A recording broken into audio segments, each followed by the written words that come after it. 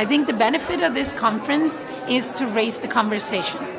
I think always having the conversation and kickstarting something is always useful. I think it's an interesting topic we were discussing this morning in regards to quota. Quota should be, quota shouldn't be. And my view is that if you have a society where you have a culture of inclusiveness of everyone, then you probably don't need a regulated quota.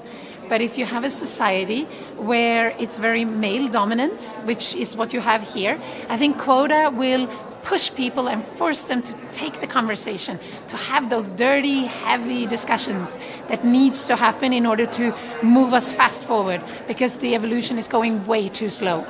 I think very often my leadership style, which is Scandinavian, can come across a bit as crazy.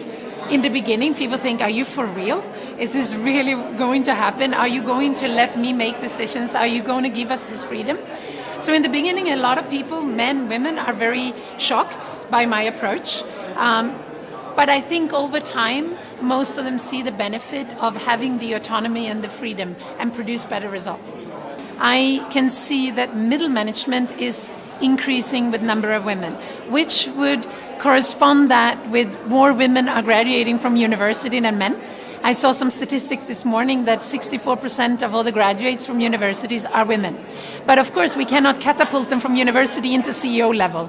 They have to go through the management, they have to get their experiences. I think the challenge here is what we've discussed on the panel as well, is the childcare and having the arrangement so that you can be home, but you can also come back to work when you want and not having to stay home because you don't have an option or you cannot afford it. Or why not raise the conversation here, which I think would be a very interesting conversation. Let the man take part of the job at home and give them the beautiful opportunity to be with their children. There are two things that I am currently working on. One is my conference that is taking place in 2 days, which is called Happiness at Work.